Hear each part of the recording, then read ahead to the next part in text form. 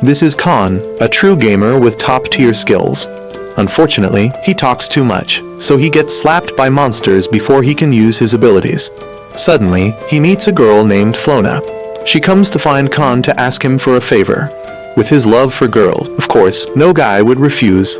He then sits down to chat with her and lets her know that he is a responsible person, not just in games but in real life too. So she immediately reveals that the favor she wants to ask is in real life. He is excited and happy because he thinks that after nearly 20 years of being single, he can now experience what it's like to have a girlfriend. She hopes he can help her because if he can, she's willing to give up something very important. He then asks her where she wants to meet him, and she says they will meet soon. Suddenly, Khan falls into another world where a swordsman is on a mission to protect a princess who is running away. Two modern tanks are chasing them and deploying soldiers to surround their group. The swordsman and his men stand up to protect the princess, but the enemy commander has already taken care of all his comrades, leaving only him and the princess. He knows the swordsman is the sword Saint Lane, and out of respect, he will let him live on the condition that he hands over the princess. He refused and prepared for a one-on-one duel with him. Unexpectedly, Khan and his chair fall straight onto the head of the enemy commander. Lane quickly takes the princess away, but she wants him to save Khan too. So he turns back, throws a rope, and pulls him along. Khan is then constantly bombarded with questions about who he is, where he came from, and what the light he appeared in was. But he is the one who needs to ask where this is. He hears an unfamiliar name and thinks he might be dreaming. A little girl comes up and punches him to make him realize this is not a dream. He's about to hit back when Lane threatens him because this is Princess Piria. He doesn't believe the princess is this violent little girl because the princess looks more like the girl over there. But that's Maria, the princess's maid, and she's not a girl but a trap. To make sure, Maria lets him feel down there, making him lose all faith in life. He's fallen into a confusing situation and met some strange people. Meanwhile, the blue-haired guy from earlier has returned to report to the commander about the mission's failure due to being hit on the head by a stranger. But he tells it as if he was caught off guard, which is why he lost. So the commander wants to see who could catch the blue-haired guy off guard. During this time, Khan learns that Lane is escorting the princess to a wedding with a neighboring country to form an alliance, and it seems the group attacking them are rebel insurgents. He thinks the princess is older than him, but the little girl is only 8 years old. He thinks this is illegal, but the princess says she's okay. They still want to do something to repay Khan, so he decides to ask them to buy him a pair of shoes. The group then enters a town and goes to a shop to buy shoes for Khan. Since everyone is choosing ridiculous pairs for him, he boldly chooses the most expensive pair in the store, and the pair he gets looks quite rugged. Suddenly, Lane senses someone following them and signals Khan to prepare to run. The group then runs into an alley and ambushes the two followers. The enemy then pours in, forcing Lane and Maria to stand up and deal with them, while Khan stays behind to watch over the princess. The group then follows Lane to the underground sewer and finds their way to the edge of the city. However, this place is strange as there are no guards. Khan doesn't want to waste time, so he runs out to check and calls the group to follow. However, as soon as they come out, the enemy commander appears. He is Eric, and he's stronger than the guy Khan took down earlier. Maria and Lane stand up to face him. He confidently deals with Lane and activates his sword to knock him and Maria down in one strike. Khan is also struck down by his sword. He's disappointed because he thought Khan would be a little stronger. He then approaches the princess, but Khan continues to stand up without giving up. Admiring his perseverance, Eric decides to use a stronger move. But as he stands preparing his move, Khan approaches and kicks him straight in the groin, causing him to pass out and allowing the group to leave. Lane is surprised that he could take down someone as tough as Eric, but Khan finds it normal. He also steals Eric's fancy sword for future use. Princess Piria decides to appoint Khan as her knight from now on, and he's not allowed to refuse because Lane is ready to send him off if he disobeys. But he's determined to refuse at all costs because he doesn't want to be a servant to this little girl. A few days later, Eric wakes up and remembers being kicked in the groin by Khan. The doctor then comes to deliver the bad news that they had to remove one of Eric's testicles. Hearing that he now only has one jewel left makes Eric very bitter, and he swears to take revenge on Khan. Meanwhile, Khan is still grumbling about not wanting to be a servant to this little princess, even if it's an official order. He thinks his task now is to find a way back to his old world, but Lane points out that he doesn't have any clues about that yet, so he might as well go along with their group. However, the princess wants him to serve her and she'll provide for his food and clothing. He still refuses because he has his own self-respect. No one stops Khan from leaving because Lane still wants them to continue to the capital and avoid the rebels by any means possible. Eric has now returned to the ranks, and everyone believes he lost because he was played dirty. But the more he stands listening to his subordinates talk, the paler he gets. He then walks away, leaning to one side, which looks very funny. Back to Khan. He's sitting listening to music when suddenly Maria comes to find him. It's unclear whether to call Maria he or she. Specifically, Maria wants Khan to go with her for a while. Maria asks if Khan feels uncomfortable going with them, and he says he doesn't exactly hate it, he just doesn't like being seen as a servant. He is then led by Maria to the carrier pigeons, but here they are enormously large. Maria wants to call for more help to make it easier to reach the capital. Meanwhile, Eric has gone to meet his superiors, and he knows he must quickly capture the princess and also reclaim the sword from Khan. But he's confident Khan won't know how to use it. Khan and Lane have then started researching how to use this sword. He notices the sword has a trigger and below it is a ball. This is used to absorb and transmit energy. He tried pulling the trigger and swinging the sword, but it's no different from when he normally swings a sword. But Khan knows this stone is very valuable, so he wants to remove it from the sword and sell it. Suddenly, the princess comes to find him and asks him to follow her for a while. They climb a watchtower, and the princess shows him that this peaceful scenery is what she's protecting. If she can't participate in the marriage, there's a high risk of war breaking out. Therefore, she's willing to sacrifice her him H to protect this whole world. So she wants Khan to continue helping protect her, but the problem is that he doesn't have any special powers. The 2 times he saved her were just luck. Suddenly, at this moment, Eric brings an entire tank to attack the city to force Khan to show himself. The blue-haired guy is now also with someone else looking for Khan in the small alleys. Khan has now joined forces with Lane, and they know that if they run away now, this town will be in danger. Suddenly, the group has a bomb dropped right at their feet, so they have to run away and unfortunately end up standing right in front of Eric. He aims the cannon at Khan, but fires off target onto his subordinate on the rooftop. He knows he missed because he's off balance. He fires a second time and misses again, so Lane decides to clear the way for Khan to charge in and fight. He believes Khan will somehow be able to use this sword. He then charges up, dodges bullets, and slashes one of the tank's wheels. Khan has activated the sword in some miraculous way and then charges forward, but the sword suddenly turns into a stone club, causing him to lose balance and fall. He picks it up again and charges forward, swinging the club to destroy Eric's tank. Eric still isn't defeated and steps out to fight him one more round.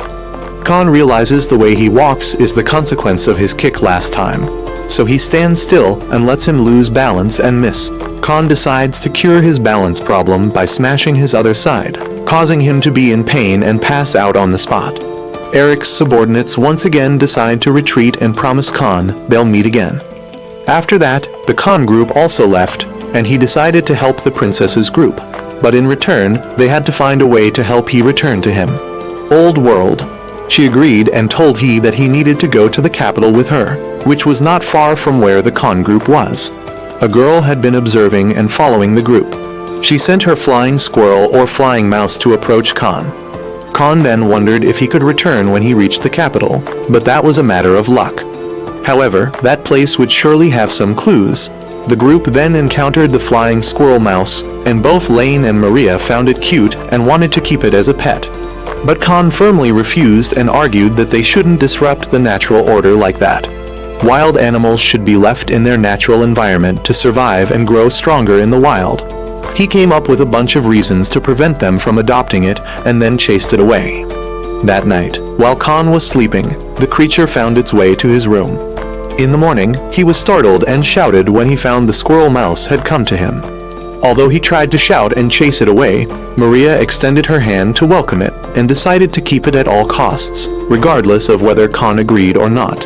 he continuously painted the worst scenarios of keeping this creature, but Maria still refused. Lane then told a legend about a hero. The story of how famous that person was contrasted with how nonsensical it seemed to Khan when he heard that the hero liked cats. In short, Lane also agreed to keep the squirrel mouse. With 2 against 1, the princess also sided with the other 2. Khan absolutely disagreed and vowed not to coexist with this animal. He then went out to buy some hunting equipment because he didn't believe that a top server player in the hunter category like he used to be couldn't hunt a small animal. Lane asked what he was planning to do, and he just said he was going hunting for a bit. He then carried a net into the room to find the squirrel mouse, but was confronted by Maria pointing a gun at him, asking what he was planning. He then went to prepare poison to trick the squirrel mouse, but the princess caught him and wanted him to taste it if it wasn't harmful. The princess then had to gather the group and ask why Khan hated this squirrel so much. So he had to confess that he was allergic to pets, but everyone saw that he wasn't affected when he was near the squirrel mouse. Everyone then wanted him to stop making excuses and tell the truth, so he had to tell his story. When he was on a rainy day, he found 2 abandoned cats on the street. He was kind enough to take them home and raise them. However, everyone wondered what tragedy had occurred at this point. Did they get sick and die, or did his family object and not allow him to keep them? No, he hated them because he had raised them so much but never received any affection from them. Everyone thought this might be an opportunity for him to change his perspective. He wasn't sure if he could really change, but he still agreed to listen to the other 3 and extended his hand to make peace with the squirrel. But it immediately bit his hand, making him extremely angry and grabbing a mace to fight with it. He wanted it to disappear if it lost, and if he lost, it still had to disappear. Lane and Maria wanted him not to be so petty and to set proper conditions, so he agreed to let it stay if it won. He then continuously swung his hammer and destroyed the floor. Everyone wanted him not to be too rough, but he didn't listen. He was scratched once by the squirrel lunging at him. He kept attacking but couldn't land a single hit. Just when he had cornered it, he missed again because it jumped up and kicked him in the face, knocking him unconscious. He then lost and had to accept letting it follow the group. He still vowed to kill it if he had the chance. The journey afterward was not very smooth as the squirrel mouse and Khan constantly quarreled with each other. Everyone now thought of one thing: they had to name this squirrel mouse. Everyone came up with silly names, so Khan argued that naming should be done carefully and properly, and above all, it should only be 4 syllables long. If no one could come up with a proper name, he would call it Pet. No one objected much, and they continued on their journey. While Eric was leading the blue-haired person back to his mansion, Eric reunited with his fiancée there, and she was very sorry to hear that Eric had been slandered on the battlefield. If she knew that her fiancé had just lost 2 more gems, who knows how much more sorry she would be. When Eric went into the house, his fiancé, having heard that Eric was wounded, wanted to apply medicine to his wounds. He was afraid that if he revealed now that he had lost the most precious thing, he would lose his fiancé forever, so he decided to hide it at all costs. However, his refusal made her somewhat sad. Later, as Eric was about to leave with the blue-haired person, the butler noticed that Eric's fiancée seemed sad about something. Not wanting to leave his fiancée alone, Eric invited her to join him in the carriage for sightseeing. Sitting in the carriage, Eric constantly thought about what would happen if he told the truth to his fiancée. Surely she would be disappointed and abandon him. While camping by the lake, his fiancée asked Eric how many children he wanted in the future. But hearing this made Eric's heart ache even more because he wondered if he could even have any children in his current condition. Eric didn't want to talk about this, but his fiancée thought Eric meant that children were a gift from heaven and they couldn't decide for themselves. Eric, feeling a pang in his heart, left for a moment to ask heaven how he should answer his fiancée. Noticing Eric's strange behavior, his fiancée asked the blue-haired person where Eric was wounded, but the blue-haired person didn't know either. The blue-haired person also told her the name of the person who had caused Eric's predicament and why Eric was defeated. That evening, upon returning, Eric met 2 acquaintances, Limpus and Ella. Hearing about Eric's injury, Ella gave him a box of traditional medicine that only needed to be taken orally. Eric happily accepted it, which made his fiancée even sadder. The blue-haired person asked the butler about these 2 people and learned that they were distant relatives of Eric. Limpus then told the butler to prepare a feast for dinner that night. But the ultimate purpose of Limpus and Ella was more sinister. Specifically, the medicine given to Eric earlier was a stimulant, and Ella would have the duty of seducing Eric to become his bride and take over the family's reputation, while Limpus would take advantage of this to approach Eric's fiancée and marry her. Later, Ella brought the medicine to Eric and lured him to lie on the bed.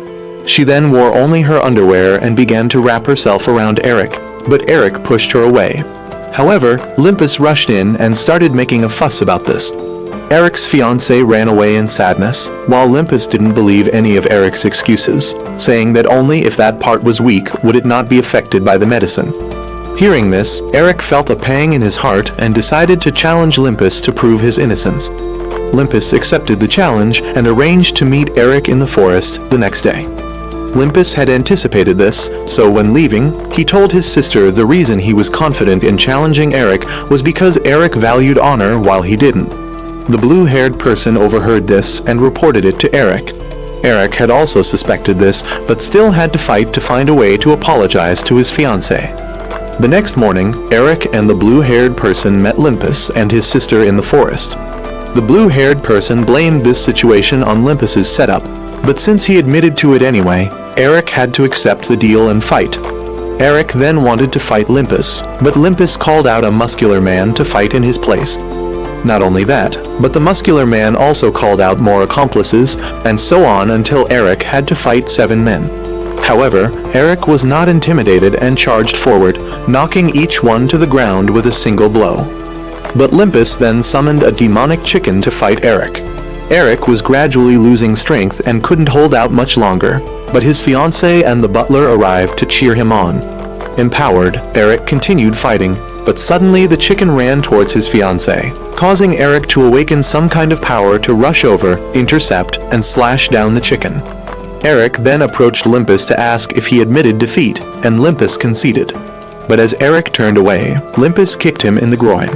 However, a person who had lost everything no longer felt pain as he once did. Eric defeated Limpus and approached his fiancée. The butler wondered why Eric didn't feel pain when kicked in the vital spot, to which Eric claimed he had trained for it. The blue-haired person had to admit and called Eric a man of steel. The next day, Eric and the blue-haired person set off to return to their mission. Eric now happily accepted medicine from his fiancée to make her feel better and promised to return someday. Eric and the blue-haired person then headed to a hot spring to cleanse their bodies. The rebel council now hears news that the princess is being protected by a powerful warrior. This warrior is very mysterious and can use energy weapons. They have no information about this person, so they decide to send someone to deal with the situation quietly to avoid Eric finding out. They fear Eric's honor would be damaged if they spoke up. They then went to the prison and released a cannibal to hunt down Khan's group. Back to Khan's group. He now knows the princess's plan is to take He to the capital and find a way to help He fly up to the Sky City, as that place might know something about He falling from the sky. From now until then, do him. Bodyguard job for her well. The cannibal has spotted the group and is following them. They later arrive at an inn and stay there today. Khan asked Lane how long they still have to travel, and he said 2 months if there are no setbacks. Khan complains because it's too long, but he wants He to focus on protecting the princess, as she trusts He very much. Suddenly, Maria runs in to report that the princess has reached that time. Khan doesn't understand, but is dragged along to see. Everyone comes to look, but he sees the princess looking completely normal.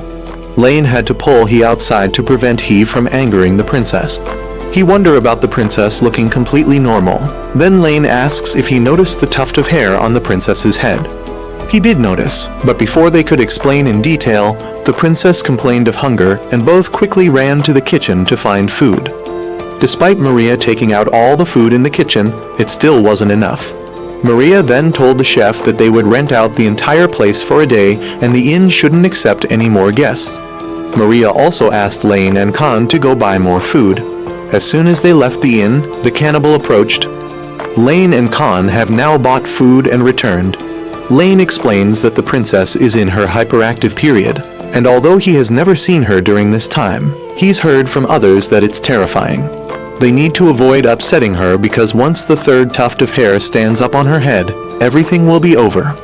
When they return, Maria has cooked a lot and asks them to bring it to the princess. As soon as they bring it in, she demands something bigger. Khan places a plate of food down and it disappears instantly, so he has to go back to the kitchen. Maria's hands are numb, but she still has to keep cooking. Khan keeps bringing food up and it keeps disappearing, making him start to grumble. The second tuft of hair stands up and Lane starts to worry. The princess now forces him to say meow after every sentence. Although Lane knows this will make him look like a clown, he doesn't want to risk his life, so he tries his best to meow. She then makes Pet act like a bird, so it starts chirping and trying to fly. Maria has cooked so much that she's going crazy, but Khan now thinks the princess is just growing and eating a bit more, so they don't need to indulge her too much. He decides to handle this himself. He goes to the princess's room and says he understands her current situation, but she shouldn't trouble others. She needs to help the other two, and the first thing is to help him carry these dishes down to the kitchen. Maria and Lane are shocked because the princess actually helps Khan. After she returns to her room, the other two advise Khan not to do such reckless things again if he doesn't want to die. He then wants both of them to go rest and not worry. The lights are out and the cannibal finally acts. He sneaks in and discovers someone in the kitchen. He goes to check and sees Maria still cooking there. He rushes to stab her, but Maria throws a ladle of soup at him, causing the meat skewer to fall on his face. Flour then falls on his head and Maria, angry, goes to beat him up and demands he leave immediately if he values his life. He fearfully runs away and then decides to change his target. He caught Lane's eye and he angrily strode over, demanding that he leave immediately if he didn't want to die. But he thought that warning was just a threat, so he ran away and then reached the princess's room. He knew the princess was in bed, so he approached intending to assassinate her. But the third tuft of hair stood up and the nightmare truly began. Khan was going to the bathroom when suddenly that guy rushed over and clung to him. He begged Khan for help, so Khan thought he was hired by those two to scare him about the princess affair. Khan then followed him to the princess's room to find her, but he didn't see her in bed. He went to the window to check and saw that guy had been frightened unconscious by the princess. She then toyed with Khan and lunged at him. Khan saw the 3 tufts of hair and knew what had happened, so he jumped out the window to escape. The assassination plan had failed, and no one ever saw that assassin again after that. A few days later, the group arrived at a hot spring town. This was the largest hot spring area on the entire continent. Khan didn't seem to like this place much because he came here with kids and men but no girls. He asked Lane about services for men and Lane pointed to the area across the way. Lane then led them to the hotel where he usually stays when visiting here. The staff guided the whole group to their rooms. Khan wondered if Maria would bathe in the men's or women's section, but Lane informed him that Maria and the princess already had bathtubs in their room, while he and Khan would be in this small room and use the outdoor bath. Khan eagerly jumped in, but Lane wanted him to sit still and enjoy it. He felt nostalgic because he had gone to a hot spring with his family once before. As he sat listening to Lane talk, suddenly his thing stood up. Worried that Lane would notice, he asked to leave early. He was concerned his sexuality was bending, so he had to find a way to fix it urgently. But he remembered Lane saying this hot spring also helps awaken him. Suddenly he saw Eric walking by, so he hid in a corner. He couldn't believe the guy he hated most was here, and since he had played dirty tricks on him twice before and made him lose 2 gems, he had a feeling he wouldn't be able to trick him again this time. He then ran back to the princess's room and asked to hide there temporarily, but the two inside were having too much fun to hear anything, so he had to go look for Lane again. But he had left the bath and Khan was sure he had gone to the entertainment area earlier. He then saw Eric coming in, so he had to hide. As soon as Eric entered, Khan noticed he was trying to beg the gods to grant a miracle for his brother to return to normal. It seemed pitiful, but oh well. Khan then ran to the reception desk and asked them to tell the princess and Maria to stay in their room at all costs. He then ran to the adult entertainment area to find Lane, but it was so big now he didn't know where to look. Suddenly, he saw some girls dressed as rabbits and realized Lane really likes animals, so he found a shop that he was sure Lane was in. He asked a passerby and learned that inside, customers drink while playing with cats. so he went in and indeed found Lane there. He told Lane what happened and that he just wanted to avoid Eric, not fight him. Suddenly Eric walked by again, forcing Lane to hide him. Khan then noticed his little thing had calmed down, so he realized it stood up because Eric was around. His body then suddenly started glowing, causing everyone to notice him when they returned. When they got back to the hotel, Lane wondered about his glowing, but Khan didn't know either. He just wanted to sleep first and figure it out later, but his body was too bright for Lane to sleep. Khan wanted Lane to just ignore it, but he asked Khan what would happen if he glowed like this forever. Khan worried he wouldn't be able to get a job, couldn't donate blood to help people, and worst of all, wouldn't get a girlfriend. Feeling dejected, he went to take a bath for a while. As soon as he sat in the tub, he saw his body stop glowing, but suddenly Eric was there too. Both of them started causing trouble and demanded to fight each other, because Eric saw that his body was glowing again and his penis was erect as if taunting him. He then wanted a temporary truce, as he didn't want to destroy this place and fight while naked. He thought that if they fought here, the owner of this place would get a bad reputation, and they would be discovered as losers while naked, so he wanted to get dressed before fighting. But just as he put on his clothes, he noticed Eric was vulnerable, so he grabbed a broom and hit him hard on the head, then fled with the whole group. After they set out, Khan was forced to wrap himself in bandages to conceal his identity. He felt this made him more noticeable, and he looked no different from an assassin. They then arrived at a new town, and while everyone was eating, Khan had to sit and watch because everyone was afraid he would be exposed if he opened his mouth to eat, so he would have to hide somewhere before he could eat.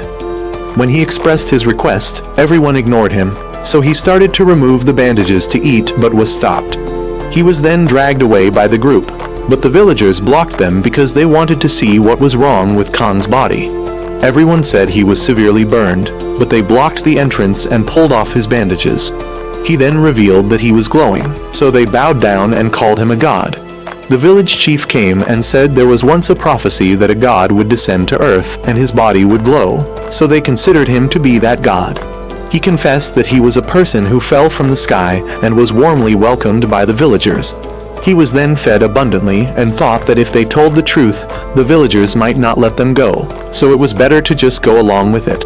We now know that his body glowing was due to excess magic power in his body overflowing and radiating outward, creating this phenomenon. The village chief then came and gathered all the villagers, saying they wanted to see his miracles. He made himself glow and a swarm of butterflies suddenly flew around him. Everyone saw him as truly a god and asked him to bring back the village's water source. He told Lane to give him the sword, then transformed it into a hammer and struck the village well. The underground water source below gushed up and helped the villagers out of their misery.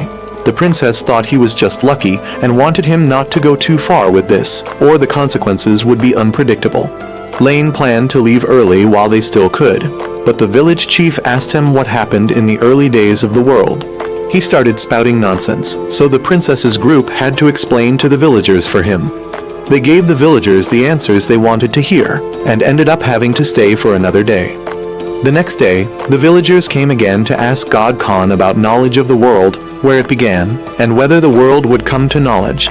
He explained a bunch of nonsense again, and the princess had to correct it.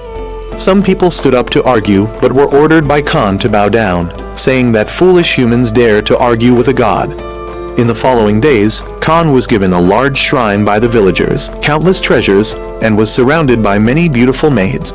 He wanted to enjoy it more, but the princess's group thought he should leave now if he didn't want to be exposed. He thought he couldn't be exposed because he was still glowing, so people would believe whatever he said. But the villagers had started to riot and demanded to see Khan every day. He had to appear to calm them down for a while, then went inside to start wrapping himself up to escape. He was then discovered by the village chief. He said he had to go to other places to preach, but the village chief needed him to continue teaching the chaotic people below, or else they would go to war with other cults to expand Khan's faith more strongly. He asked to stop that and decided to go out and call on the people to expand their faith by building a tower on that mountain. At least this would buy him more time and utilize their labor for something. Lane decided to design the tower for the villagers because he was the valedictorian of the engineering design school in the army. Several days later, the tower was completed and Khan stood glowing before the people. But Lane wanted him to glow more. He exerted more power and made the hot air balloon that Lane had secretly made fly up. Khan used the excuse that they would return to heaven to deceive the people. Seeing this, the village chief reassured the people that Khan would return to heaven and their task was to continue spreading Khan's faith throughout the world. Khan then left with the whole group, and his body suddenly stopped glowing, causing the group to panic because without his glow, they also lost the energy to fly. The balloon nearly fell, forcing everyone to tell Khan to try hard to glow. But he gave up because he couldn't produce any more energy. After a few days, we meet Eric again. Eric was standing in the breeze when he unexpectedly met the girl who had been following Khan's group all along. Eric knew this girl. She was from the Sky City and her name was Alma. Blue Hair suddenly ran up to report that Eric would soon be able to return to the army once more. Blonde thought he would be able to stay close as Eric's advisor, but everyone objected because they all saw themselves as Eric's most trusted confidant. That night, Pet went around the inn and saw everyone sound asleep, so he decided to go out and report. Eric's 4 confidants were out drinking at this time. While drinking, Red Hair and Black Hair found reasons to badmouth each other, and were about to fight when Blonde told them both not to misbehave and bring disgrace to Eric. All 4 then decided to state the reasons why they considered themselves most worthy to serve Eric. Black Hair stood up to speak first, saying that during Eric's rest period, he had gone to the mountains to train and underwent many harsh training sessions to surpass his limits. But everyone thought Black Hair trained those things due to his masochistic nature. More importantly, Black Hair had just invented a killing technique, and its name was so ridiculously long that no one could hear it. Meanwhile, Eric had followed Alma to meet a blacksmith. This blacksmith had made an order according to Alma's request, which was to create a sword for Eric, and this sword could be called a holy sword. Back to the drinking party, Red Hair revealed that he had just forged an unyielding will. Specifically, on a mission, or more accurately a night of revelry, Red Hair claimed that he and 2 comrades had entered the enemy's lair, which was actually a tavern. Red Hair thought the enemy had almost caught on to his plan, putting him and his comrades in a difficult situation, specifically that the girls kept avoiding the groping of the 3 MG men. In the end, Red Hair claimed that his comrades had fallen and he himself was determined that he couldn't escape. The situation was that the other 2 had passed out drunk while Red Hair didn't have enough money to pay. So Red Hair had spent a night with a tavern owner to escape the difficult situation. Hearing this, Blonde knew Red Hair was referring to the night at the bar because Blonde also knew about that incident. It must be because of that promiscuous nature that Red Hair's wife left him. Back to Eric, Alma had placed a gem in the sword and transmitted energy into it, while warning Eric not to lose it again. Eric promised and vowed to wash away the shame of the past. Back to Blonde's story. The reason he said he was suitable to be by Eric's side was because Eric needed love, not a powerful attendant. Everyone noticed that whenever Blonde was drunk, he talked just like a girl, and no one knew that Blonde was actually a girl disguised as a boy.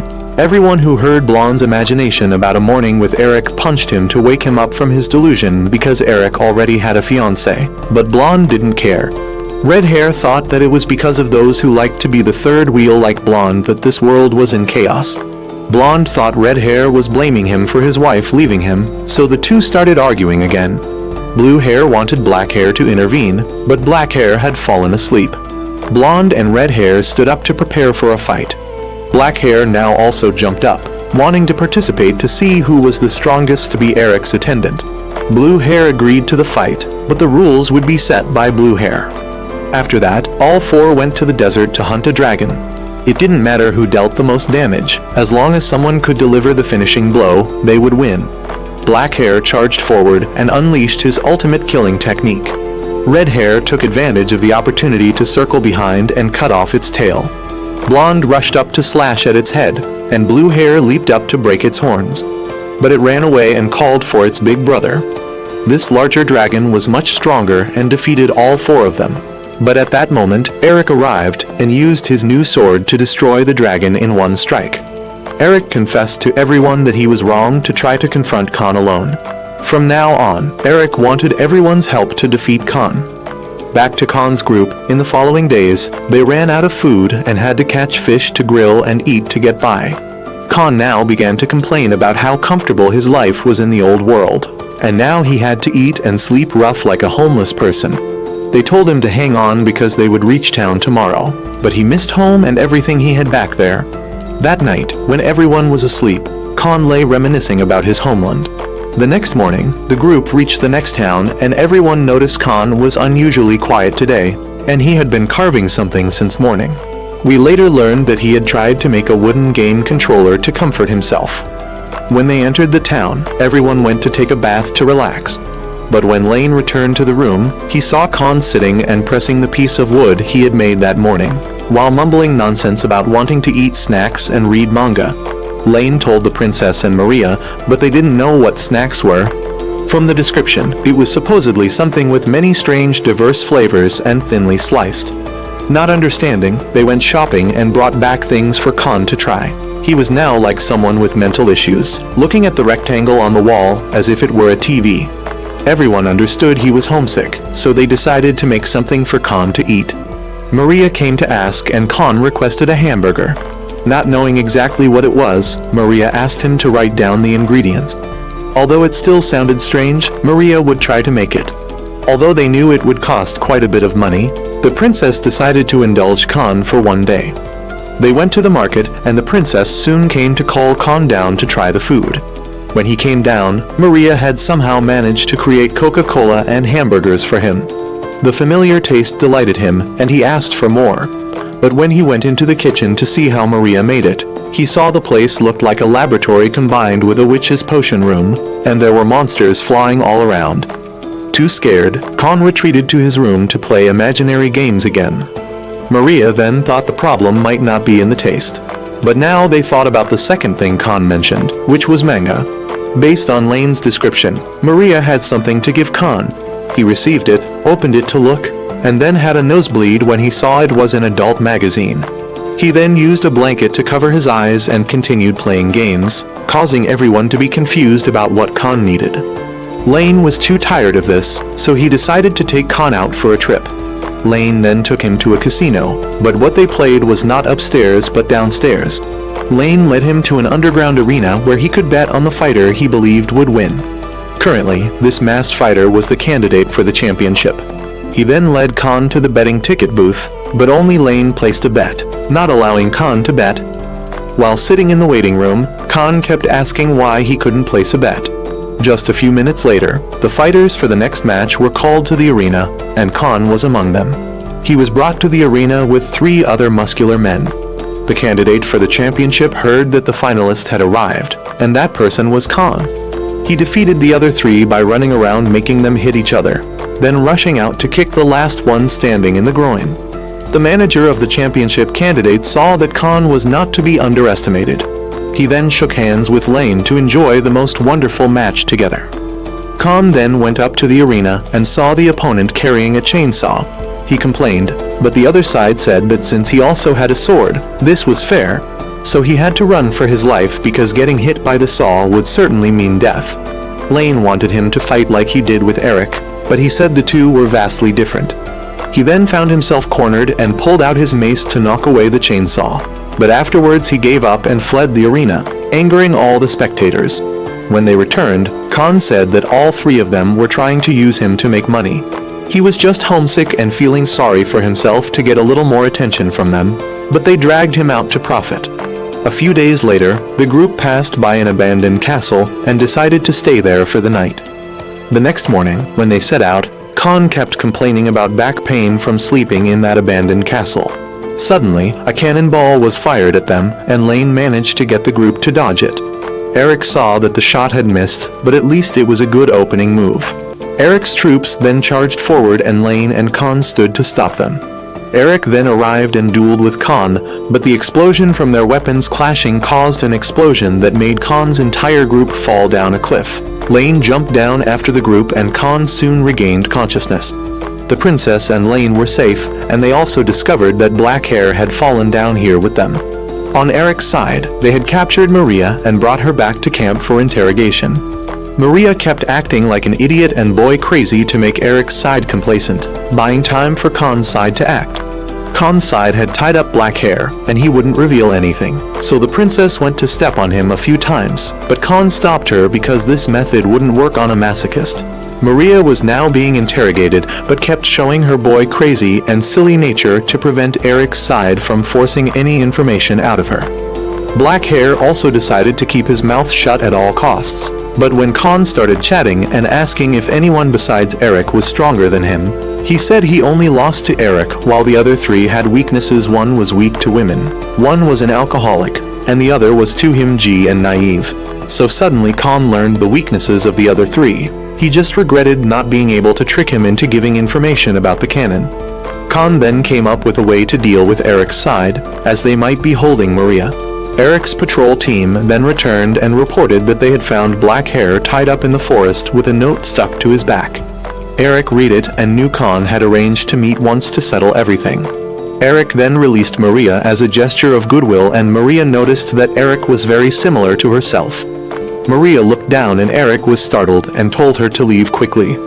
Maria then returned to that abandoned castle and reunited with Khan's group. He told Maria to help prepare because he needed to welcome Eric's group. Eric and his people then arrived at the castle and decided to charge in. Khan had drawn arrows for guidance and Eric followed them to a room with an exercise chair. Black Hair excitedly ran over to try it, triggering a trap that crushed his foot. Going a bit further, there was a magazine in front of them. Everyone knew it was a trap, but Red Hair stepped forward and although still tempted, he grabbed it and stepped back, thinking he had escaped, but then an iron basin fell on his head. In the next room was a pile of alcohol, but Red Hair was very sober when he shot and broke everything so Blonde wouldn't fall for it. Eric's people kept falling for traps in the castle. Eric and his 4 attendants then reached the final room and were doused with a bunch of lubricant by Khan. He kept taunting Eric and then made the whole group fall down. Eric now wanted Khan to come out and face him properly. He obliged and came out, threatening Eric that if he took one more step everything would explode. But Eric used his sword and launched a strike from afar to destroy both the princess and Khan. Everyone then thought Khan and the princess were dead, so they turned to leave. Pet then woke up in the rubble and truly thought both of them were really dead. In the following days, Eric's people also carefully monitored Maria and Lane to see if they had any unusual movements. Red Hair and Blonde saw them go to an inn and stay there. The reason Eric's side was still suspicious was because Khan was originally very cunning, but now he died so easily, which was not right at all. Blonde was originally following to ensure Red Hair didn't secretly neglect his duty to go play with the girls here. That night, they both observed that Maria and Lane had no suspicious movements. The next morning, Lane and Maria were still in the room, and Blonde and Red Hair kept arguing about Red Hair wanting to play while on duty, but of course Blonde wouldn't agree. They then saw Lane and Maria go out, so they followed. As they followed, they saw the two separate, so each person followed one target. Red Hair followed Lane and noticed he seemed to still know nothing. Lane then went to a cafe and met a man there. Lane gave money to this person and then they went their separate ways. Red Hair decided to follow this new man up the mountain. Due to the thick fog, Red Hair soon lost sight of that man, but when following the direction the man went, Red Hair discovered a cemetery. When he returned, Blonde reported that both had returned to the inn, and when he heard that Red Hair had lost his target, Blonde mocked him as pathetic. Black Hair and Blue Hair now felt a bit bored because they had lost an enemy to motivate them to fight. Everyone thought Eric would feel the same, but when Eric entered the tent, he burst out laughing.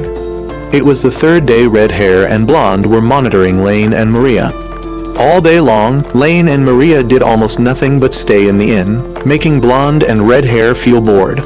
At night, Red Hair suggested going out to investigate about the man he had lost earlier. At first, it seemed like he was really going to gather information, but then he reverted to his old ways and went into a bar, having fun with a girl until he was dead drunk at the bar all night without returning. On the 4th day, Red Hair was punched by Blonde and confined to the room until the end of the monitoring mission. That whole day, there was still no movement, until that evening, Red Hair saw Maria go out, so he immediately followed. He followed Maria to a bar and thought this would be the place to meet Khan and the princess again. But Maria came here simply to drink to drown her sorrows.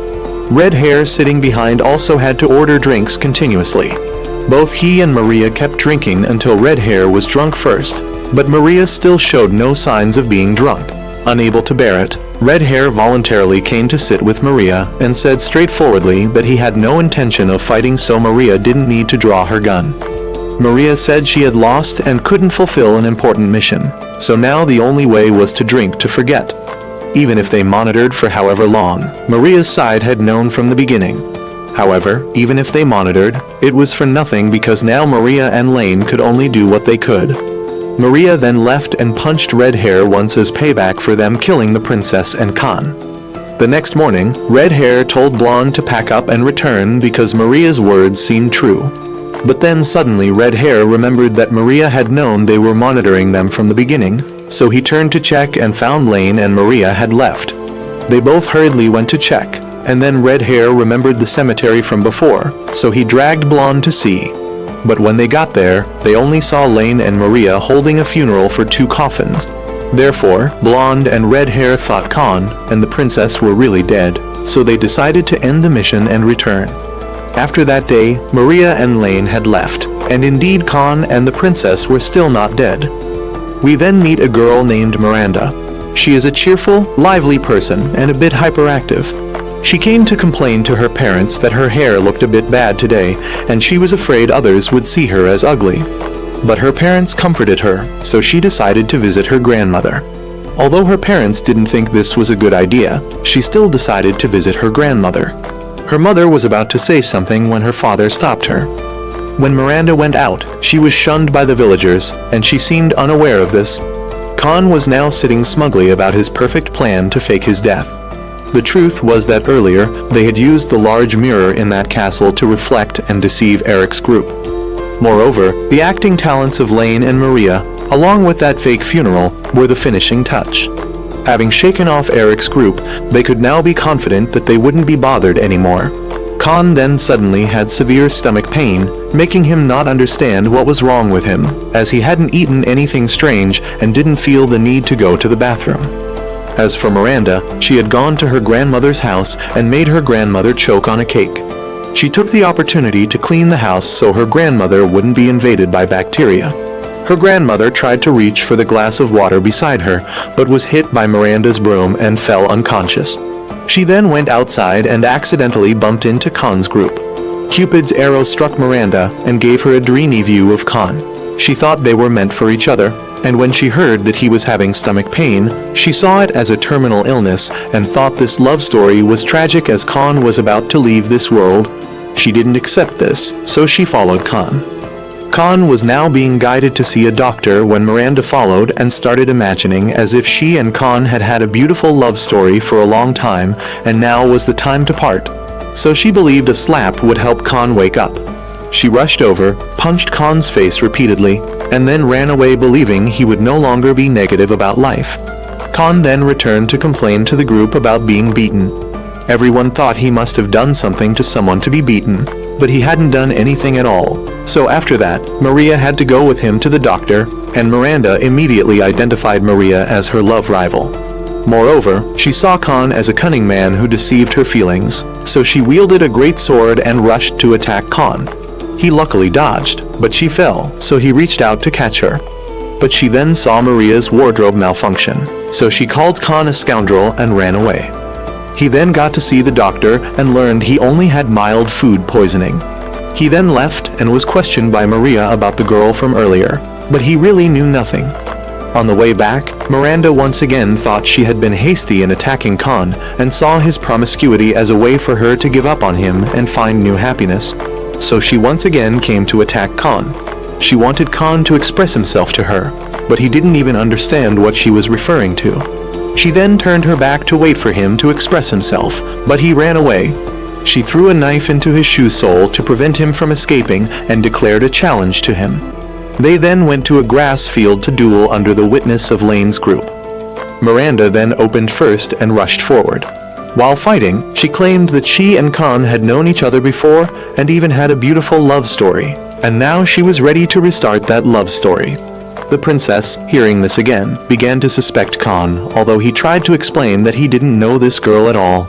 He was then overwhelmed by Miranda and had to bow his head in defeat. She thought a weakling like him wasn't worthy to be her lover, so she gave up. Back to Khan's group, Lane was now going to rent a boat to get to the next place, but was overcharged, so he refused to rent and angrily returned. When he returned to the group, Khan wondered why Lane was so stingy when he had enough money to rent the whole boat. But he only agreed to go when he wasn't overcharged. So then everyone thought they should just go around instead of going quickly by sea. Khan didn't agree because he wanted to know the fastest way back possible, but between going around and going by sea, it was only a difference of 3 days, so everyone advised him to just go around with them, because on the road they might encounter many interesting things. They then split up to buy things and agreed to meet back here in an hour. Khan split up to find a toilet because he needed to relieve himself. Suddenly, he met one of Eric's subordinates, but because he was drunk, he thought he was seeing Khan wrong. As for Khan, after a while he heard someone's voice. He followed the sound and went to check, then discovered Pet reporting back to someone. Pet just put away the communication device and turned around to see Khan standing behind him. Pet pretends to know nothing, but he are very certain about what he have seen. He shake it too hard, causing it to suddenly faint and then vomit on him. Face. After that, he go to wash him. Face and the green-haired person and another person under Eric's command see him, but they still think he might just be an illusion. He then distinctly hear the pet's voice, blaming he for making it vomit like that. He then force it to reveal what it really is, but it considers he just a kid and thinks he can't do anything to it. He then decide to make it experience some BDSM activities, causing it to surrender. It then gives he a riddle to solve himself. After he solve it, the meaning of the sentence says that the pet is him. Father. It also claims this, but obviously he won't accept it because he and it are different species. So it makes up a story that when he were born, it held a big party. But a dark witch got angry because she wasn't invited to the party, so she cursed him. The pet claims it stood up to protect him, which is why it turned into this form. He don't believe this because it sounds like a fairy tale, but it continues the story, saying that as he grew up, he looked like a hingy lady. Once while playing ball, he dropped the ball into a lake. A talking frog came and offered to help he and wanted to be friends. That night, the frog came back and wanted he to kiss it, but he already knew the ending of the story, so the pet pretends to be old and senile. He still don't believe it, so he threatened to turn it into tomato sauce if it keeps bragging. Having no choice, it finally tells he directly that he are the chosen one, and it was given the responsibility to follow, watch over, and give he advice when needed. He still don't believe what it says. A while later, another member under Eric's command is reading a romantic novel when he suddenly sees Lane, and he's sitting in a horse carriage, but he thinks he's just seeing things. At this point, he keep talking about how the pet can speak human language, but in front of everyone, it still acts and makes everyone think him heavily delusional and need to be taken to the capital soon to cure him. Illness. He know him being seen as a fool, and the pet keeps provoking he to make he look even crazier in front of everyone. Knowing he can't argue back, he decide to play a trick on the pet. He admit that he were wrong for trying to prove the pet could speak human language and won't mention it again. But now he say that him's a bee noticed the pet has been acting strange lately. He suggests helping the pet find a baby squirrel by finding it a mate. He press the pet's face against the glass window and make it choose between a sheep or a cat, but thinking him gone too far, he bring out a hairless mouse as another option for the pet. The pet runs to the princess's head and says him, being creepy, but he suggests that the pet might be sick because it's mating season and it's not looking for a mate. So he propose neutering it to cure its illness. He bring a sword and tell the pet to bear with it because he only need one strike. The pet tries to run away and keeps shouting, and now the princess realizes that the pet has been speaking human language all along. He now stubbornly refuses to believe and insists on neutering the pet. Eric passes by and catches he trying to neuter the pet, startled because he thought he were dead, but decides to pretend to be deaf and act like he didn't hear anything. Not long after, group arrives at a mobile castle. This castle uses magic, so it can move directly to the capital. Meanwhile, the current ruler has met someone who is the Minister of Foreign Affairs, who is also the person who will marry the princess. The minister hears about the princess being assassinated, but the king believes his granddaughter is still alive because she has great fortune. He then turns and leaves, and we can see that he has quite inconsistent memory, sometimes remembering and sometimes forgetting. The minister, hearing that the princess is still alive, decides to send someone to investigate and punish the rebels if it's true that the princess is still alive. Khan group then arrives at the royal capital, and they will have to climb the tower for a while longer to meet the king. However, this process is quite fast because there is an elevator that transports the royal family up there. As they enter the hall, everyone sees a group of old people there. These are nobles related to the princess, and they look as if they're eager to seize the throne. Upon meeting the king again, the princess steps up for an audience, and indeed he is a person who forgets quickly, forgetting things as soon as he says them. If it weren't for the courtier beside him reminding him, he would barely remember anything. The princess then receives a mask or crown of some sort to use in the wedding ceremony.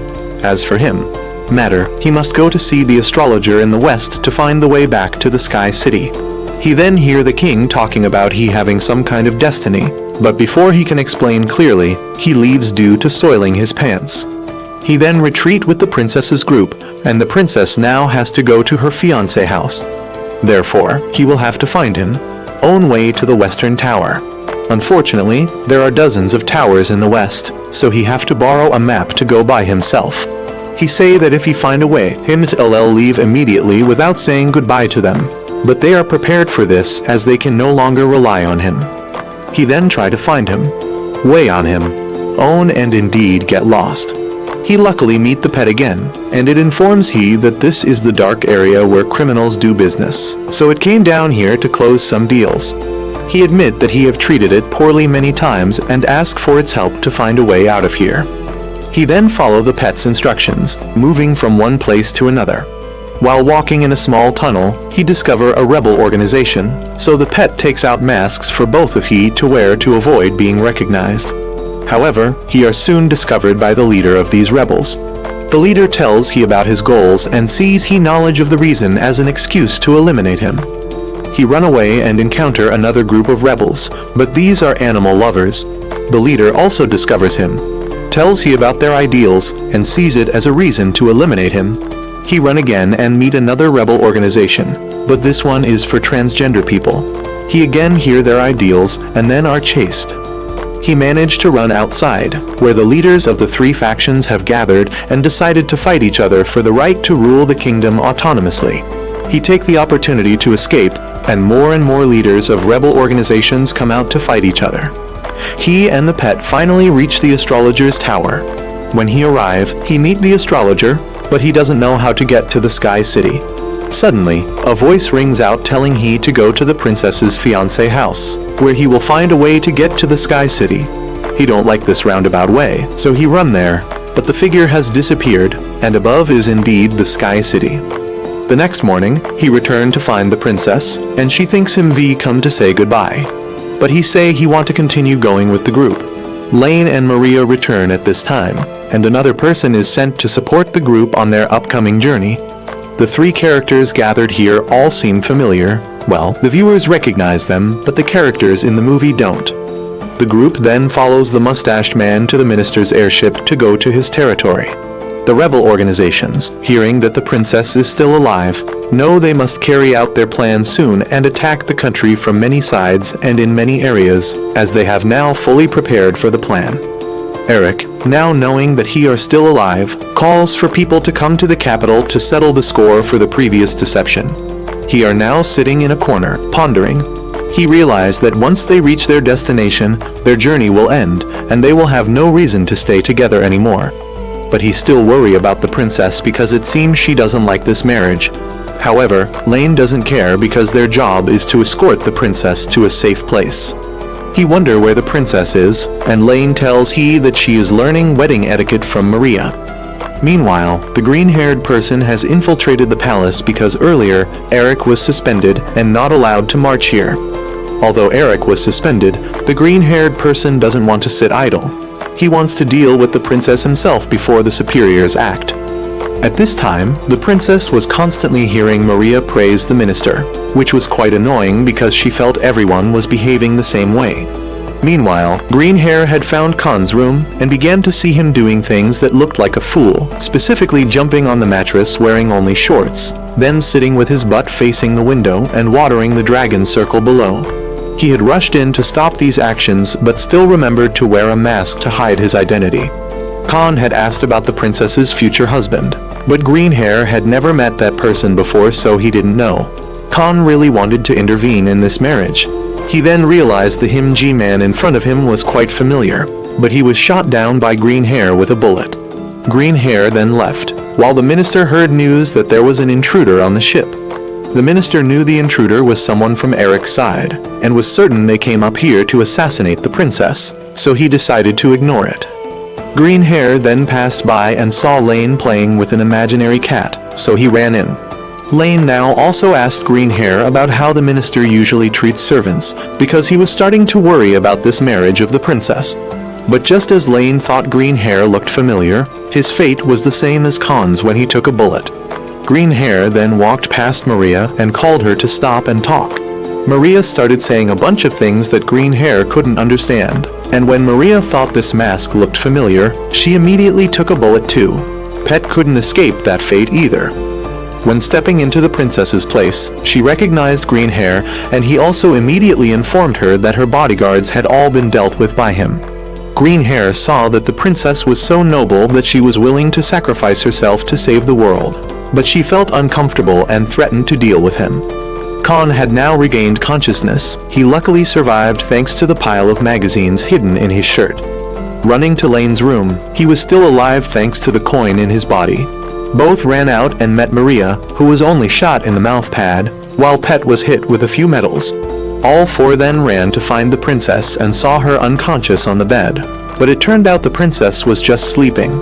Afterwards, everyone didn't understand how the princess still escaped danger, but she just thought that Green Hair had read a few things, so he automatically left. Previously, Green Hair learned that the princess did these things because she believed her own happiness compared to the happiness of all people was too cheap a price, and if she were assassinated now, there would still be many others to replace her, so she wasn't worried about anything. So Green Hair gave up. Because Green Hair likes torture, so he doesn't like making victims happy. Khan still didn't quite understand the reason Green Hair left, so he wanted the princess to answer. But she just looked out the window and saw Green Hair mention that her current life was owed to him and he would come to collect later. At the end of that day, they had also arrived at the minister's castle and Khan's journey had also ended early. However, from now until the wedding ceremony there is still a month left, so the princess will still order Khan from now until then. They then entered the minister's castle and met his head butler here. The butler had arranged and assigned rooms for them.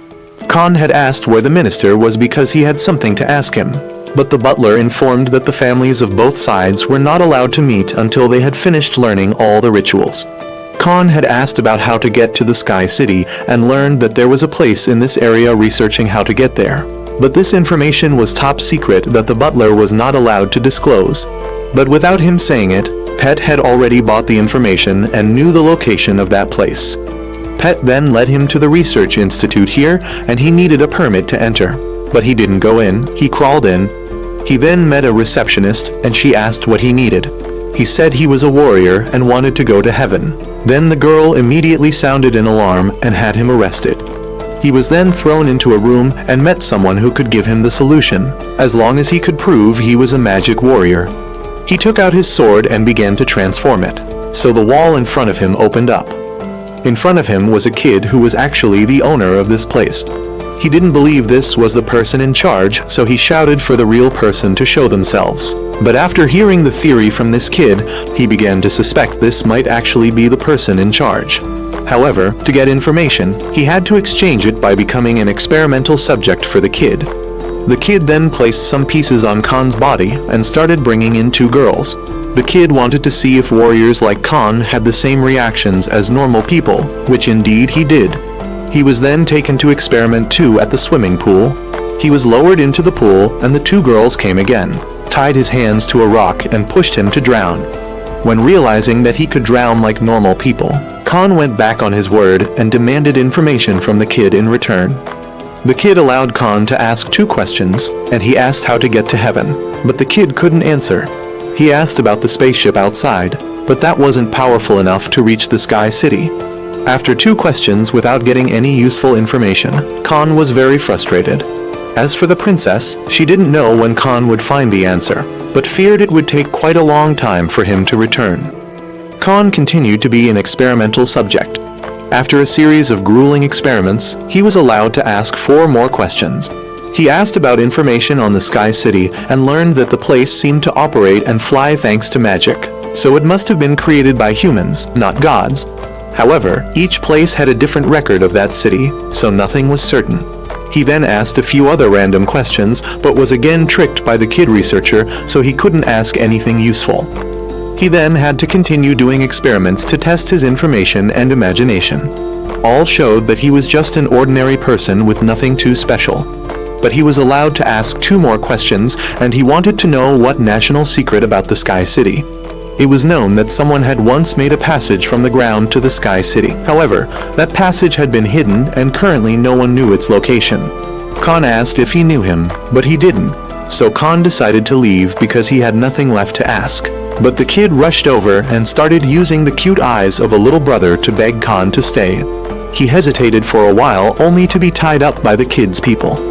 He was then taken to the operating table because the kid believed magic warriors like him had some part different from humans, and because there were no X-ray machines at this time, he was determined to be dissected. But Pet cut off the electricity and came to rescue him. They were then surrounded by soldiers, but Khan smashed the wall to escape. The research boy still called him to come back, but he would only come again in his dreams. Meanwhile, Green Hair had just returned to find the other 3 self-harming to punish themselves for getting Eric suspended. One was hanging himself, one was preventing himself from going out with girls, and one was eating spicy food instead of drinking alcohol. Eric was now bored of sitting idle, so he decided to act independently from now on and asked Green Hair to tell the other 3 to stop. Khan now had to follow the princess to attend a lesson on 18 wedding rituals, and the name of the Sky City appeared in the final ritual, making Khan ask him what that ritual was. He didn't answer but said Khan had to study until then to know. He didn't understand why he had to study together, then learned that servants could also help the princess perform rituals faster. First was chopping trees. Lane chopped in one stroke and let Maria trim, and Khan's job was to bring this wooden plank down the mountain. He then had to surf on the stream with this log. He fell straight down the waterfall and could barely do anything. When crawling ashore, he wondered if this was a ritual the princess had to perform, why he, as an unrelated person, had to participate in this. The butler believed this was a ritual, and ritual is defined as an ancient action passed down for future generations to follow. And when he asked why he had to do it, it was simply because it was a ritual. Khan then had to arrange a row of dominoes and told us about the previous rituals. After the first ritual, he had to carve the wood into 2 swans. He couldn't argue with this custom, so he gritted his teeth and did it, only to fail. He then had to dance next to a bonfire, and by morning he was dizzy and unconscious. Lane's group had to collect ashes for Khan to later use to draw a picture exactly like the one on this paper. After spending time with his face down on the ground drawing, he began to hallucinate about the universe, only for his work to be destroyed to his regret. And now came this domino arrangement. He had set up countless dominoes, becoming depressed and running away to let out a loud scream. He met Maria again, and she informed him that he needed to set up 4.5 million blocks to be sufficient. But he felt it was more than enough and wouldn't follow these customs anymore. Maria then rambled about being jealous of the princess for being able to experience a wedding, something Maria might never feel in her lifetime.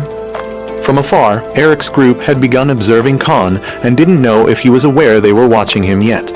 Khan's side might not know, or they might know but were pretending not to in order to lure Eric into acting first, as they had been present to sabotage him in recent rituals. In the first ritual of riding the log, Red Hair had planned to have a seductive girl stand out to distract Khan and make him fall off the log, but due to the lack of females, the males had to show up to distract Khan, but he went too fast to notice anything. In the swan carving part, these dirty Himji men wore swan dresses for Khan to glimpse and carve incorrectly, but this plan also failed. At the campfire, all 5 people sat behind the fire to chat and forgot their mission. In the morning when Khan was drawing with ashes, Eric got irritated seeing him do it so poorly and had to go out to fix it. Although Khan recognized Eric, he still decided to let Eric help, and they would have a chance to confront each other later. When Eric returned, everyone blamed him, asking what he gained from doing that. And now, in this domino setting round, Eric planned to sabotage again by buying all the dominoes on the market. But when he went to the market, he found out the price of dominoes was skyrocketing because the minister's side had ordered them all, and the whole group only had a few coins, as they had separated to work independently, so the superiors no longer provided funding. They planned to ask Eric's family for sponsorship, but Eric also didn't have a penny. Suddenly, they met an old man selling dominoes, but the group didn't have much money, so Maria spoke up to buy all the old man's dominoes. The two sides then fought over the poor vendors, so Khan rushed in to intervene, but then he also got involved in pulling the man. They pulled too hard until something red splattered out. Maria then tripped and fell on Eric. Both rolled several times and accidentally touched each other's important parts, and thanks to this accident, many things would happen later. The red substance earlier was just the old man's wine bottle.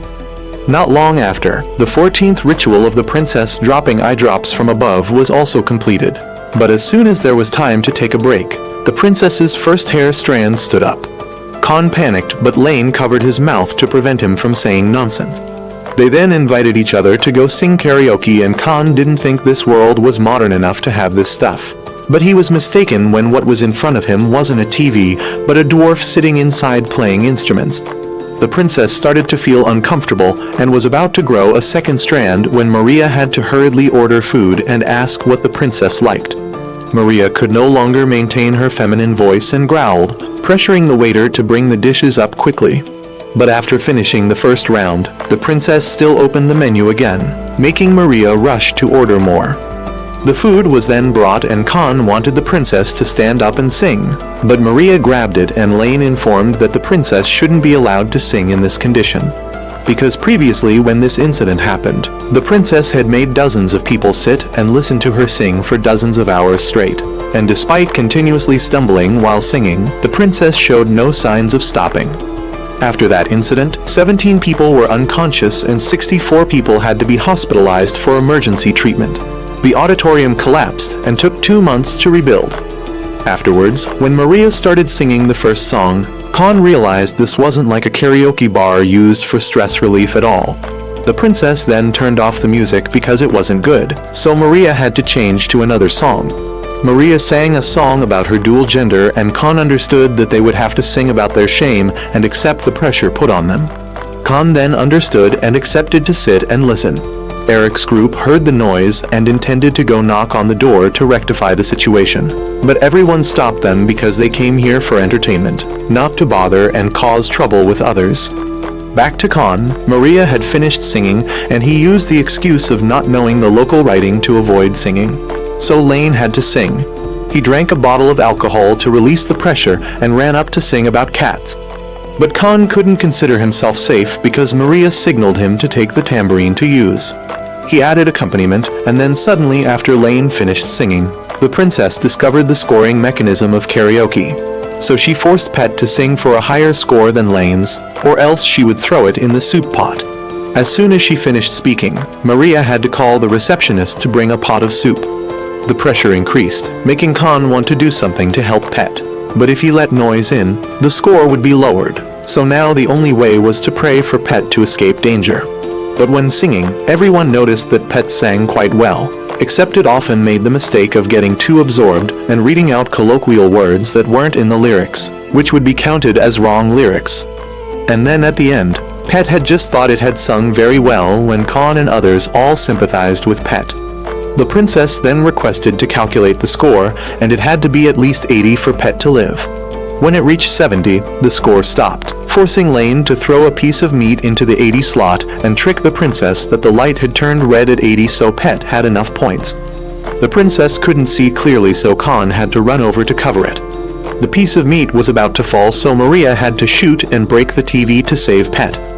At this time, everyone in Eric's group was drunk and starting to act crazy. Eric then had to go out to use the bathroom and shouted about wanting to sing.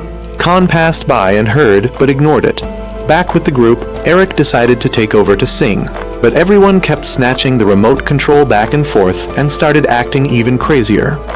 Khan returned to the room at this time, knew hell was waiting in there, so decided to leave, and if asked, would just say he got lost. But just as he thought he had escaped hell pulled him back. The group then had to sit and endure the princess's torturous singing voice with no way to escape. Eric had just had the chance to sing when the others had all fallen asleep, but the reception informed that they were about to close. Not long after, the final ritual took place, which was rhinoceros-drawn chariot jousting, which was exactly as the name described. The princess and the minister now officially met, and Maria couldn't stop crying, while Khan was disappointed because in the end, the ritual he thought was hope turned out to be nothing. Eric now also knew they had failed to prevent the wedding, and they also didn't know why the organization deliberately suspended them to make this wedding go smoothly. Therefore, Green Hair volunteered to investigate the organization. Red Hair then followed, but Yellow Hair stopped him for fear Red Hair would go fooling around again, but Eric ignored it and let Red Hair go. Eric then went down to find Khan himself, making Yellow Hair have to run after him. In the evening, the princess came to Khan's group to say goodbye. She thanked everyone for their support over time, and Maria asked if the princess needed help. Khan would wholeheartedly help her, but she refused help from Khan and then left. The princess then went to the minister's room, and he showed her his stuffed animal collection. Khan at this time couldn't stop shaking his leg due to worry, but it was too late. As for the minister, he just wanted the princess to wear the cute outfits he had prepared for her, and the minister seemed still quite childish when he only liked to talk to the princess through the puppet in his hand instead of using his real voice to speak. Khan kept making a fuss because he was constantly worried that the minister would be a terrible person, but that was the princess's choice and he had no right to interfere. Khan had begun to accept the truth, but thoughts about that minister kept appearing in his head. He repeatedly banged his head against the wall to stop the dark thoughts, but then suddenly the princess inside started to get angry and raised 3 strands of hair, causing the whole room to explode. Khan ran to see and found the minister lying with his buttocks up, begging for mercy. The minister's people then came and thought Khan was trying to assassinate a high-ranking official, so everyone had to carry the princess and clear the way for Khan to run. Eric was sitting dazed by the lake when suddenly Khan's group came and asked Eric to handle this place. A rain of arrows flew in and Eric managed to hide behind a tree in time. Eric then met Yellow Hair and Black Hair again. Both had heard Eric's secret confessions, making him embarrassed and run out to fight to forget. But when called an accomplice of the minister's assassin, Eric knew he had been set up by Khan again. Khan's group had escaped and Khan had asked why the princess had hit the minister. He came up with a bunch of reasons, but the final reason was because a nose hair of the minister was dangling, making her uncomfortable, so she hit him. Eric was now running with his face down and swore he wouldn't forgive Khan. The minister also swore to revenge the princess at all costs. Meanwhile, the rebel side was extremely pleased to know that the princess and the minister had cracked, and now war would break out. Green Hair had been discovered and was found by some elite soldiers of the rebel side. Eric was being chased and had to hide up a tree. Police dogs had chased and found Eric's group. Suddenly a beam of light teleported all members of Eric's group away. Pat had heard the news and suddenly told the group not to be shocked but to prepare mentally. The group was then also teleported and Khan suddenly found himself back in the room. He heard Alma's voice again and she asked for his help again. He just remembered the previous incident when he woke up. He met Alma and knew she was the one who asked for his help. She asked him to save this world, and he was a bit concerned because it was quite dangerous and could be fatal, but in return he would receive a favor from her. He asked for her name, but she only said it was a secret. However, she didn't force him to participate, and he could return to the old world if he wanted. However, being asked by a beautiful girl made Khan hesitate and ponder whether to help or not. He met Pet again, and it informed him that this girl was the one who asked it to follow the group closely. Eric's group then woke up and Red Hair again abandoned the mission to go play, so he was scolded. Eric's group then went together and Lane and Maria were now on their way. Suddenly, they all found their way to Alma's room. She let Eric know that the name Alma was just an alias and her real name was still a mystery. She then informed the group about the ancient tribe with the ability to control magic. from which they built cities in the sky, but due to war everything had perished, and now war was about to happen again. Green Hair had heard everything from the organization, and knew that the organization they were participating in wasn't good either because it was the side instigating the war. Eric had long thought he was in a justice organization. Alma said that she had tried to create a warrior for one side, Eric, and summoned another person, Khan, to give him power to balance the power between the two sides. But now that things had fallen apart, she decided to give power to everyone to fight and reclaim peace. The reason Eric was chosen was because of his slightly better qualities, which shocked Eric and gave Khan something to mock. Alma also immediately informed that below were magic weapons she prepared for them to choose to use. Khan had made his decision at this point, and when tempted by Alma, he still decided to stay here. Back down there, everyone saw the weapons placed in a large box with a lever, so everyone rushed to pull the lever. Khan sat pondering whether he was sure about his choice. If he went back now, he would live but would forever be a virgin, while staying meant he could die. He also regretted not thoroughly learning swordsmanship and martial arts back then. Everyone then tried their best, but couldn't move the lever. The princess used both magical power and the power of raising a bunch of hair, but it still didn't work. Khan realized that inserting money into the slot and pulling the lever would work. So after that, the princess spent a lot of money to get the weapons she liked, and the leftovers were given to Eric's group to choose from. Eric's group was then sent back to the exact location where they had been teleported from. Green Hair intended to tell Eric something but didn't have time. When sent back, Eric wondered which side he should choose to fight for. Khan now had a proper answer for Alma, that he would stay, so he asked her to turn him into a man, but the person helping him was Lane, which didn't make him very happy. She then teleported the whole group back to their original position and told them if they needed anything, just ask Pet to call her. The next day, the group set out for battle, but had to duck their heads to avoid the enemy's bombing. Lane didn't expect the two sides to have mobilized such a large force. Khan thought they should quickly find the minister and explain that the incident that night was due to the rebels secretly planting that nose hair on the minister to trigger the princess's irritation. Suddenly Maria was shocked to meet her brother on the battlefield, so she decided to retreat.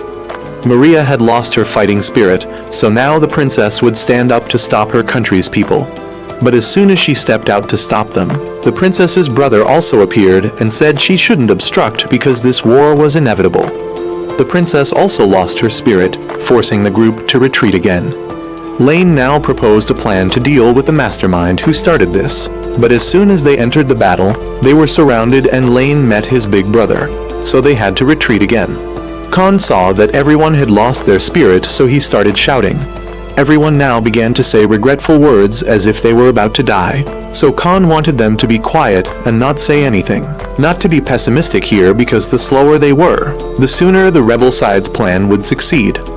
They then went to a restaurant to have a meal to prepare for the battle, because after all, he needed to eat to have strength.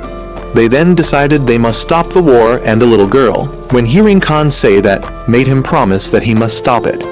Khan then went outside and saw a black cat and thought his bad luck had begun. But here black cats were good omens, and what stuck to his hand afterwards was the real bad luck. He wiped it on the ground, but it became double bad luck. According to Lane, years ago, there was a great hero who won every battle. But because of bad luck like Khan just had, that person fell into the enemy's trap and lost 800 soldiers. Later, when investigating, that hero found a way to solve it. But he didn't believe it, and right after that, he almost got hit by a falling flower pot. He started to believe and asked how that hero solved it. Specifically, he needed water to wash his hands, and the person pouring water for him must be a pure woman, and Maria didn't meet that condition. A large drill then flew straight to Khan's place. He dodged it, but was then bitten by a poisonous spider on his back. He was then bitten and fell unconscious.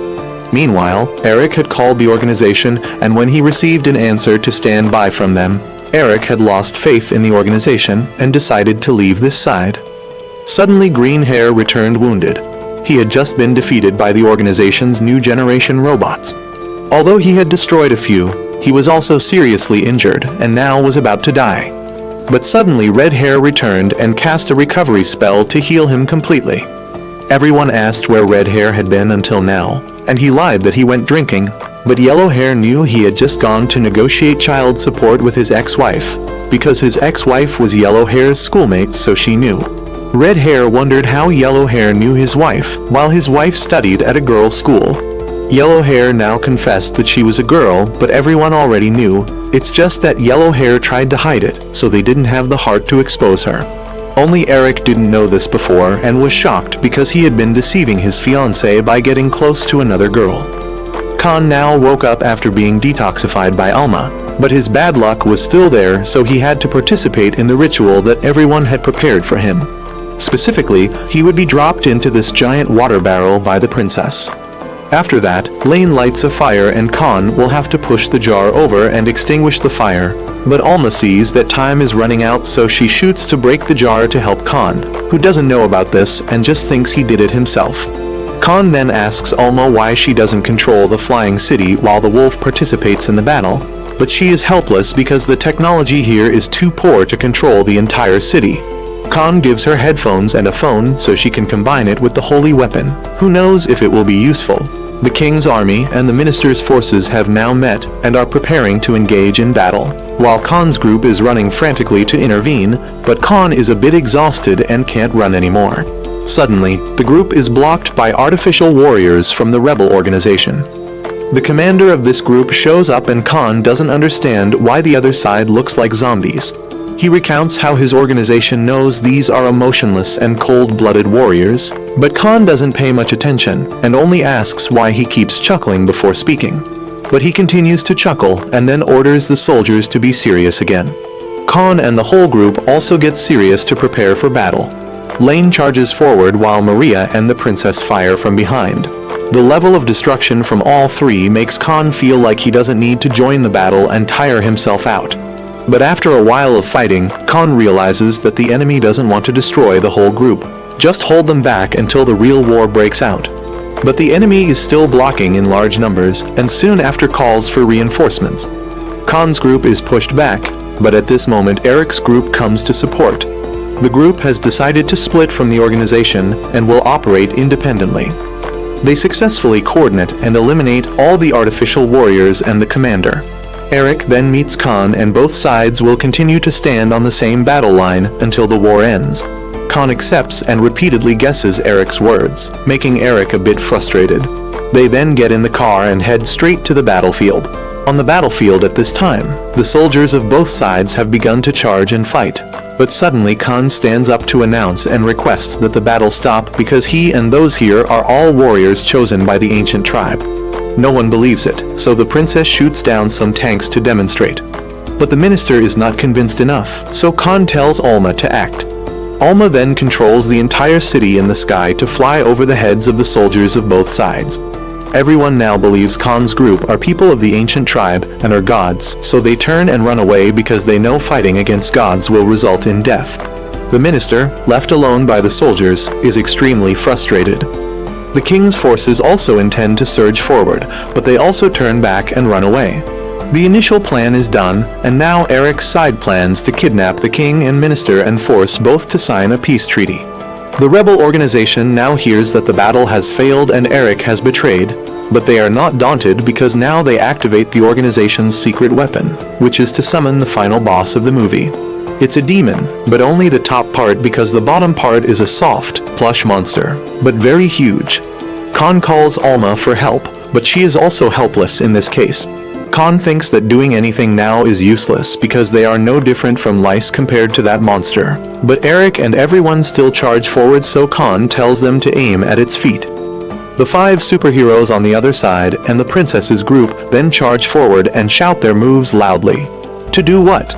Of course, to look cool. What else? Khan doesn't understand why everyone likes to be so flashy, only for it to be almost ineffective as the monster takes no damage. The monster starts to notice them and turns to stomp on the whole group. Missing the stomp, it then spits saliva to make it flow into a stream. But Khan now knows what he has to do. He turns his weapon into a loudspeaker and calls out to the monster. He asks it what the hell it's doing, just repeating one word, which is its name. Does it not know how to talk or what? Is its body big, but its brain as small as a grape or what? Does it just let the rebels over their order it around like an animal? If it's already strong, then stand up and do what it wants to do. He continuously interrupts it and makes it apologize. It asked him what it needs to do to make amends, then he subsequently tames it and starts leading it to carry out his own plan. Alma appears and she reveals that Khan has a very high magical adaptation index. She had expected him to become a warrior when he came here, but he mostly solved all problems just with his own words. The princess knows full well that Alma is also surprised by Khan's abilities. Khan then goes to capture the minister's car and the king's car and brings them back to the group, and so the peace treaty is quickly established. Meanwhile, the masterminds of the rebels are starting to flee, but Eric and his team are there to deal with and capture a nest of them. The king then organizes a celebration that all the turmoil has passed. The coronation ceremony is also held soon. The ringleader has to wear a kang for life, the artificial warriors are sent to farm, and the fluffy monster is directed by Khan to live on an island. But in the end, Khan and Eric's groups still have to participate in one final battle. Khan's group rushed to support him but was blocked by Eric's group. Khan threw pet at Eric, but the blonde stood up to block so Khan and Eric could fight one-on-one.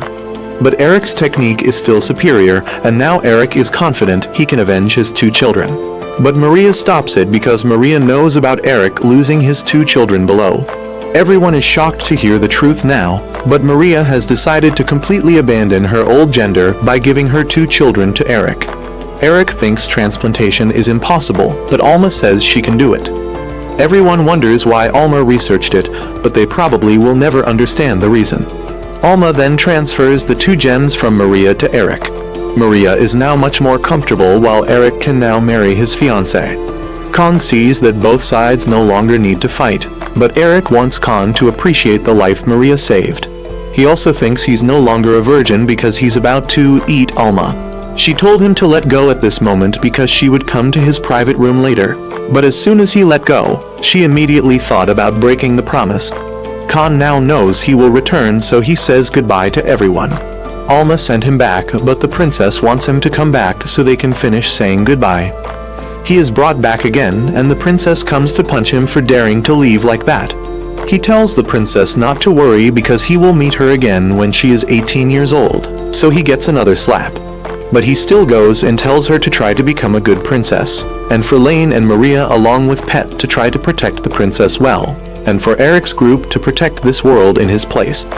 Khan then returns and wakes up in his room. He thinks he just fell unconscious from the chair, but Alma's apology for breaking her promise on the screen and the stinging sensation from the princess's slap are real, so he knows he wasn't dreaming. He then puts away the games and decides to go outside to touch grass, and this is where the movie ends. Make sure to subscribe and turn on notifications so you can watch more videos like this. Thanks for watching.